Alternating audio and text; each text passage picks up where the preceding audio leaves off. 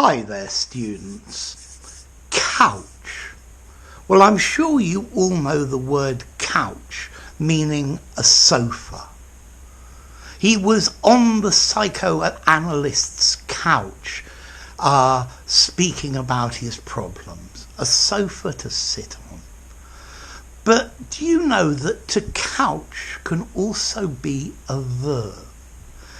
It means to use specific language to express something, to word or phrase something in a certain way. The complaints that he made were couched in diplomatic language. The order was couched as a request. So, very often the message that you give can be couched in many different ways. It's like the framework or the presentation packet that goes with it. The promise was couched in general terms.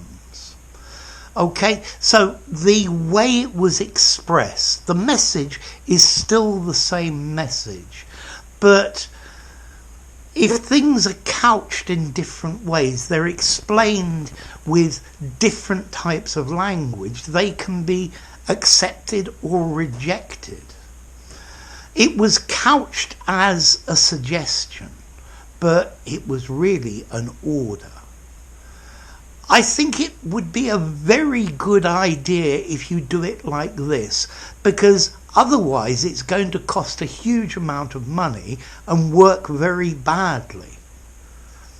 It depends how you couch something. Laws are normally couched in very formal language. Okay, they're dressed up or presented with very formal words, which make the laws themselves sound much more solemn and much stronger, so that people don't disobey them. Okay, so to couch something in a certain way. Yeah, he couched what he said in loving terms so that his message would be listened to. Okay, so you can couch your message in many different ways. Let's see, to couch is a regular verb. Couch, couched, he has couched. I think it's probably slightly formal. I'd probably give it something like a 6.5 in formality. I think in an informal conversation in the pub, I'd probably use the verb to express. It was expressed formally. It was expressed in terms of endearment. It was expressed as a request.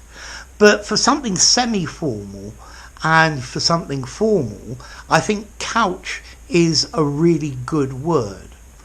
So if you're going to write a letter, you need to think about how you're going to couch it, how formal it's going to be, how direct, how imperious or how subservient. It depends.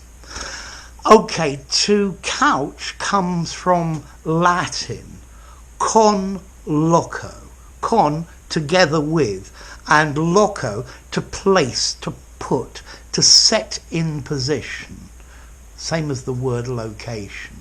So I guess you put your words in a certain framework of other words. You place it there. Okay? So very often it's more important how we couch our words than the actual thing we're saying. Because if we couch them in the right way, people listen to them. And if we couch them in the wrong way, people just reject them directly. So there you go, to couch. If you enjoyed the video, give it a rating, subscribe to my channel, and I'll see you soon. Bye for now. To couch.